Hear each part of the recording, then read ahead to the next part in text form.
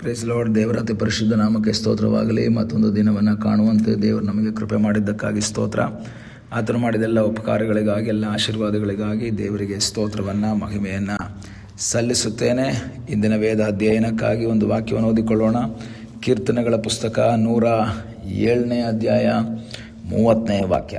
ಆಗ ಹಡಗಿನವರು ಸಮುದ್ರವು ಶಾಂತವಾದುದರಿಂದ ಸಂತೋಷಪಟ್ಟರು. ಅವರು ಮುಟ್ಟಬೇಕಾದ ರೇವಿಗೆ ಆತನು ಅವರನ್ನು ಸೇರಿಸಿದನು.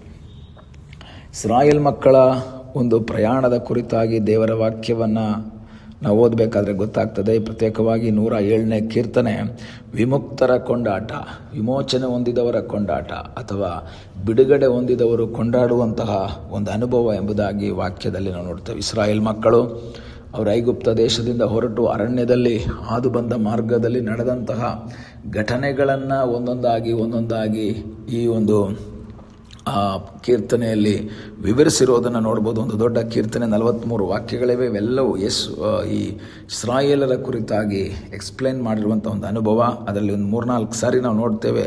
ಅವರು ತಮ್ಮ ಇಕ್ಕಟ್ಟಿನಲ್ಲಿ ಮೊರೆಯಿಡಲು ಆತನು ಅವರನ್ನು ಕಷ್ಟದಿಂದ ಹೊರತಂದನು, ಕಷ್ಟದಿಂದ ತಪ್ಪಿಸಿದನು. ಈ ರೀತಿ 3-4 ಸಾರಿ ನಾವು ನೋಡಬಹುದು. ಈಗ 30ನೇ ವಾಕ್ಯದಲ್ಲಿ ಓದುವಾಗ, ಅವರು ಮುಟ್ಟಬೇಕಾದ ರೇವಿಗೆ ಆತನು ಅವರನ್ನು ಸೇರಿಸಿದನು. ಇಲ್ಲಿ ನಾವು ಮುಟ್ಟಬೇಕಾದರೆ ನಾವು ಇಂಗ್ಲೀಷಲ್ಲಿ ಅಥವಾ ಇನ್ನು ಬೇರೆ ಭಾಷೆಗಳಲ್ಲಿ, ಮಲಯಾಳಂ, ತಮಿಳ್ ಎಲ್ಲದರಲ್ಲೂ ಸಹ ನಾವು ನೋಡುವಂಥದ್ದು ಮುಟ್ಟಬೇಕಾದ ಅಂತ ಕೊಟ್ಟಿಲ್ಲ. ಅಲ್ಲಿ ಅವರು ಡಿಸೈರ್ಡ್ ಅಂತ ಕೊಟ್ಟಿದ್ದಾರೆ. ಅವರು ಆಸೆ ಪಟ್ಟಂತಹ ರೇವಿಗೆ ಅಥವಾ ಬಂದರಿಗೆ ಅಥವಾ ತೀರಕ್ಕೆ, ರೇವು ಅಂತ ಹೇಳಿದ್ರೆ ತೀರ ಅಥವಾ ಬಂದರು, ಅವರು ಆಸೆ ಪಟ್ಟಂತಹ ತೀರಕ್ಕೆ ಅವರನ್ನು ತಲುಪಿಸಿದನು ಅಂತ. ಆದರೆ ನಿಮ್ಮ ಜೀವಿತದಲ್ಲಿ ನಾವು ಆಸೆ ಪಟ್ಟ ತೀರಕ್ಕೆ ನಮ್ಮನ್ನು ದೇವರು ತಲುಪಿಸಲ್ಲ. ನಾವು ಎಲ್ಲಿಗೆ ಮುಟ್ಟಬೇಕೋ ಅಲ್ಲಿಗೆ ತಲುಪಿಸ್ತಾನೆ. ನಮ್ಮ ಆಸೆ ಒಂದಿರುತ್ತೆ.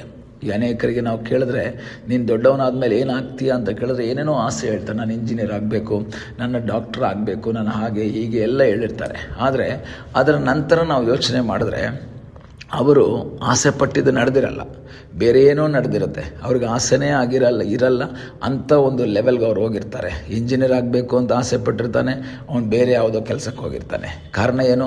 ಸಣ್ಣದ್ರಲ್ಲಿ ಅವನಿಗೊಂದು ಆಸೆ ಇತ್ತು, ಡಾಕ್ಟರ್ ಆಗಬೇಕು ಅಂತ, ಇಂಜಿನಿಯರ್ ಆಗಬೇಕು. ಆದರೆ ಅದು ಹಾಗೇ ಇರಲ್ಲ. ನಿಮ್ಮ ಜೀವಿತದಲ್ಲಿ ಒಂದು ವೇಳೆ ನಿಮ್ಗೆ ಏನೇನೋ ಆಸೆ ಇತ್ತು ಸಣ್ಣದಾಗಿ, ಆದರೆ ಇವತ್ತು ನೀವು ಆಸೆ ಪಟ್ಟಿದ್ದಲ್ಲ ನೀವು ಮಾಡ್ತಾ ಇರೋದು, ಆ ಕೆಲಸ ಅಲ್ಲ ನೀವು ಮಾಡ್ತಾ ಇರೋದು, ಡಿಫ್ರೆಂಟಾಗಿ ಇರಬಹುದು. ಎಲ್ಲರಿಗೂ ಆಸೆ ಪಟ್ಟಿದ್ದು ನೆರವೇರಬೇಕು ಅಂತ ಇಲ್ಲ. ಹಾಗಾದರೆ ಇಲ್ಲಿ ವಾಕ್ಯ ಏನು ಹೇಳ್ತದೆ? ಅವರ ಆಸೆ ಪಟ್ಟಂಥ ತೀರ ಅಂತ ಇತರ ಭಾಷಾಂತರಗಳಲ್ಲಿ ಕೊಟ್ಟಿರುವಾಗ, ಆಸೆ ಪಟ್ಟ ತೀರ ಅನ್ನೋದಕ್ಕಿಂತ ಅವರು ಮುಟ್ಟಬೇಕಾದ ತೀರ. ನಾನು ನನ್ನ ಜೀವಿತದಲ್ಲಿ ದೇವರನ್ನು ಆರಿಸ್ಕೊಂಡಾಗ ನನ್ನನ್ನು ಎಲ್ಲೋ ಒಂದು ಕಡೆ ತಲುಪಿಸ್ಬೇಕು ಅಂತ ದೇವರು ಆಸೆ ಪಟ್ಟಿರ್ತಾರೆ. ದೇವರಿಗೊಂದು ಆಸೆ ಇರುತ್ತೆ, ಕರೆದಾತನಿಗೊಂದು ಆಸೆ ಇದೆ ಅನ್ನೋದನ್ನು ಮರಿಬಾರ್ದು. ನನ್ನನ್ನು ದೇವರು ಕರೆದಾಗ, ನನ್ನನ್ನು ಆರಿಸ್ಕೊಂಡಾಗ ಸುಮ್ಮನೆ ಆರಿಸ್ಕೊಳ್ಳಿಲ್ಲ, ಏನೋ ಆರಿಸ್ಕೊಳ್ಳೋಣ ಅಂತ ಆರಿಸ್ಕೊಳ್ಳಿಲ್ಲ. ಆತನಿಗೊಂದು ಉದ್ದೇಶ ಇತ್ತು, ಆತನಿಗೊಂದು ಆಸೆ ಇತ್ತು, ಆತನಿಗೊಂದು ಬಯಕೆ ಇತ್ತು. ಈ ವ್ಯಕ್ತಿಯನ್ನು ಇಲ್ಲಿಗೆ ತೊಗೊಂಡೋಗಿ ನಿಲ್ಲಿಸಬೇಕು, ಈ ವ್ಯಕ್ತಿಯನ್ನು ಈ ಲೆವೆಲ್ಗೆ ತೊಗೊಂಡೋಗಿ ನಿಲ್ಲಿಸಬೇಕು. ನನ್ನ ಕುರಿತು, ನಿಮ್ಮ ಕುರಿತು ದೇವರಿಗೊಂದು ಆಸೆ ಇದೆ. ಪ್ರಿಯ ದೇವರ ಮಕ್ಕಳೇ, ನಮ್ಮನ್ನು ಒಂದು ಕಡೆ ತೊಗೊಂಡೋಗಿ ನಿಲ್ಲಿಸುವುದಕ್ಕೆ ದೇವರು ಬಯಸುವವನಾಗಿದ್ದಾನೆ. ಈ ಒಂದು ಹಗಲ ಸಮಯದಲ್ಲಿ ಕರ್ತನಿಗೆ ಹೇಳೋಣ, ಸ್ವಾಮಿ, ನನ್ನ ಕುರಿತು ನಿನಗಿರುವಂಥ ಆಸೆ, ನನ್ನ ಆಸೆ ನೆರವೇರೋದು ಬೇಡ, ನನ್ನ ಆಸೆಯ ತೀರಕ್ಕೆ ನಾನು ತಲುಪೋದು ಬೇಡ. ನನ್ನ ಕುರಿತಾಗಿ ನಿನಗೊಂದು ಆಸೆ ಇದೆ. ನಾನು ಎಲ್ಲಿ ತಲುಪಬೇಕು ಅಂತ ನೀನು ಬಯಸ್ತಾ ಇದೆಯೋ ಸ್ವಾಮಿ, ಆ ತೀರಕ್ಕೆ ನಾನು ತಲುಪುವ ಹಾಗೆ ಕರ್ತನೆ ನೀನು ಸಹಾಯ ಮಾಡು. ಇದು ನಮ್ಮ ಪ್ರಾರ್ಥನೆ. ಆದರೆ ನಾನು ಎಲ್ಲಿ ಮುಟ್ಟಬೇಕೋ ಅಲ್ಲಿಗೆ ತಗೊಂಡು ಹೋಗುವುದಕ್ಕೆ ದೇವರು ಶಕ್ತನಾಗಿದ್ದಾನೆ. ಇಸ್ರಾಯೇಲರನ್ನು ಐಗುಪ್ತ ದೇಶದಿಂದ ಹೊರಡಿಸಿದಾಗ ಅವರನ್ನು ಕಾನಾನ್ ದೇಶವೆಂಬ ತೀರಕ್ಕೆ ತಲುಪಿಸಬೇಕು ಎಂಬ ಉದ್ದೇಶದಿಂದ ದೇವರು ಕರ್ಕೊಂಡು ಬಂದರು. ಆದರೆ ದೇವರಿಗೆ ವಿಧೇಯರಾದಂತಹ ಆ ವ್ಯಕ್ತಿಗಳನ್ನು ದೇವರು ಅಲ್ಲಿಗೆ ತಲುಪಿಸಿದ್ರು. ವಿಧೇಯರಾಗದೇ ಇದ್ದವರನ್ನ ತಲುಪಿಸಲಿಲ್ಲ, ಅವರು ತಲುಪಕ್ಕಾಗಲಿಲ್ಲ. ಕಾರಣ ಅವರ ಅವಿಧೇಯತೆಯೇ ಅದಕ್ಕೆ ಕಾರಣ ಆಯಿತು. ಆದರೆ ಯಾರು ದೇವರ ವಾಕ್ಯಕ್ಕೆ ವಿಧೇಯರಾಗಿ, ದೇವರನ್ನು ನಂಬಿ, ದೇವರ ಚಿತ್ತವನ್ನು ಅನುಸರಿಸುತ್ತಾ ಮುಂದೆ ಸಾಗಿದರೋ ಅವರನ್ನು ಎಷ್ಟು ಬಿರುಗಾಳಿ ಬಂದರು, ಎಷ್ಟು ಸಮಸ್ಯೆ ಬಂದರು, ಅವೆಲ್ಲವನ್ನು ಶಾಂತಗೊಳಿಸಿ ಈ ವ್ಯಕ್ತಿಗಳನ್ನು ಆ ಮುಟ್ಟಬೇಕಾದ ರೇವಿಗೆ ಆತನು ಸೇರಿಸಿದನು. ಈ ಬೆಳಗಿನ ಸಮಯದಲ್ಲಿ ನಿನ್ನ ಜೀವಿತದಲ್ಲಿ ತೀರವನ್ನು ತಲುಪುವುದಕ್ಕೆ ತಡೆಯಾಗಿ ದೇವರು ಮಾಡಿರುವಂಥ ವಾಗ್ದಾನ ನೆರವೇರುವುದಕ್ಕೆ ತಡೆಯಾಗಿ ಎಷ್ಟೇ ಬಿರುಗಾಳಿಗಳು ಬೀಸಲಿ, ಎಷ್ಟೇ ಅಲೆಗಳು ಎದ್ದೇಳಲಿ, ನಿನ್ನನ್ನು ಮುಳುಗಿಸಿ ಬಿಡುವಂಥ ಸನ್ನಿವೇಶಗಳು ಜೀವಿತದಲ್ಲಿ ಬರಲಿ, ನೀನು ನಿರಾಶೆ ಪಡಬೇಡ. ನೀನು ಪ್ರಾರ್ಥನೆ ಮಾಡುವುದಾದರೆ, ನೀನು ಆತನ ಮುಖವನ್ನೇ ನೋಡುತ್ತಾ ನಂಬಿಕೆಯಿಂದ ಮುಂದೆ ಸಾಗುವುದಾದರೆ, ನಿನಗಾಗಿ ಆ ಬಿರುಗಾಳಿಯನ್ನು ಶಾಂತಗೊಳಿಸಿ, ನಿನಗಾಗಿ ಅಲೆಗಳನ್ನು ನಿಲ್ಲಿಸಿ, ನಿನ್ನನ್ನು ತೀರಕ್ಕೆ ತಲುಪಿಸುವುದಕ್ಕೆ ಆತನು ಶಕ್ತನಾಗಿದ್ದಾನೆ. ನಿನ್ನನ್ನು ಆ ಬಂದರಿಗೆ ತಲುಪಿಸುವುದಕ್ಕೆ ಆತನು ಶಕ್ತನಾಗಿದ್ದಾನೆ.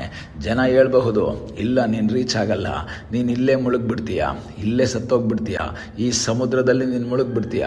ಆದರೆ ದೇವ್ರು ಹೇಳ್ತಾರೆ, ನೀನು ಬಿರುಗಾಳಿ ನೋಡಬೇಡ, ನೀನು ತೆರೆಗಳನ್ನ ನೋಡಬೇಡ, ಜನ ಹೇಳುವಂಥ ಮಾತನ್ನು ನೋಡಬೇಡ. ಅವ್ರು ಹೇಳುವಂಥ ಮಾತನ್ನು ಕೇಳಿಸಿಕೊಂಡು ನೀನು ನಿರಾಶನಾಗಬೇಡ. ನೀನು ನಂಬಿಕೆಯಲ್ಲಿ ದೃಢವಾಗುವುದಾದರೆ, ನೀನು ದೇವರಲ್ಲಿ ಆಶ್ರಯಿಸುವುದಾದರೆ, ನಿನಗಾಗಿ ನಾನು ಬಿರುಗಾಳಿಯನ್ನು ನಿಲ್ಲಿಸ್ತೇನೆ, ನಿನಗಾಗಿ ಅಲೆಗಳನ್ನು ನಾನು ನಿಲ್ಲಿಸ್ತೇನೆ. ನೀನು ಮುಟ್ಟಬೇಕಾದ ರೇವಿಗೆ ನಿನ್ನನ್ನು ಮುಟ್ಟಿಸ್ತೇನೆ, ಅಲ್ಲಿಗೆ ನಾನು ನಿನ್ನನ್ನು ತಲುಪಿಸ್ತೇನೆ. ಕಣ್ಣುಗಳನ್ನ ಮುಚ್ಚೋಣ, ದೇವರ ಸಂದಲ್ಲಿ ನಂಬಿಕೆಯಿಂದ ನಾವು ಪ್ರಾರ್ಥಿಸೋಣ. ನಮ್ಮನ್ನು ಬಹಳವಾಗಿ ಪ್ರೀತಿ ಮಾಡುವ ಪರಲೋಕದ ತಂದೆಯಾದ ದೇವರೇ, ಈ ಸಮಯಕ್ಕಾಗಿ ಸ್ತೋತ್ರ. ಈ ಸಮಯದಲ್ಲಿ ಮತ್ತೊಂದು ಆವರ್ತಿ ನಮ್ಮನ್ನೇ ನಿನ್ನ ಪಾದ ಬಳಿಗೆ ಒಪ್ಪಿಸಿಕೊಡ್ತೇವೆ. ತಲೆಬಾಗಿರುವಂಥ ನಿನ್ನ ಮಕ್ಕಳಿಗಾಗಿ ನಾವು ಪ್ರಾರ್ಥಿಸ್ತೇವೆ. ಅಪ್ಪ, ಅವರ ಜೀವಿತದಲ್ಲಿ ಅದ್ಭುತ ಮಾಡಿ ದೇವರೇ, ಅವರು ತಲುಪಬೇಕಾದ ರೇವನ್ನು ಮುಟ್ಟುವಂಥ ರೀತಿಯಲ್ಲಿ ಮಾಡುವುದಕ್ಕೆ ನೀನು ಶಕ್ತನು. ಅದಕ್ಕೆ ತಡೆಯಾಗಿ ಬರುವಂಥ ಎಲ್ಲ ತಡೆಗಳನ್ನು ನೀಗಿಸಿ ಅವರನ್ನು ತಲುಪಿಸುವುದಕ್ಕೆ ನೀನು ಶಕ್ತನಾಗಿರುವುದಕ್ಕಾಗಿ ಸ್ತೋತ್ರ. ಪ್ರಾರ್ಥನೆಯನ್ನು ಕೇಳಿದ್ದಕ್ಕಾಗಿ ಸ್ತೋತ್ರ. ಯೇಸುವಿನ ಮುದ್ದಾದ ಹೆಸರಿನಲ್ಲಿ ಬೇಡಿಕೊಳ್ಳುತ್ತೇವೆ ನಮ್ಮ ಪ್ರೀತಿಯ ತಂದೆಯೇ. ಆಮೇನ್. God bless you.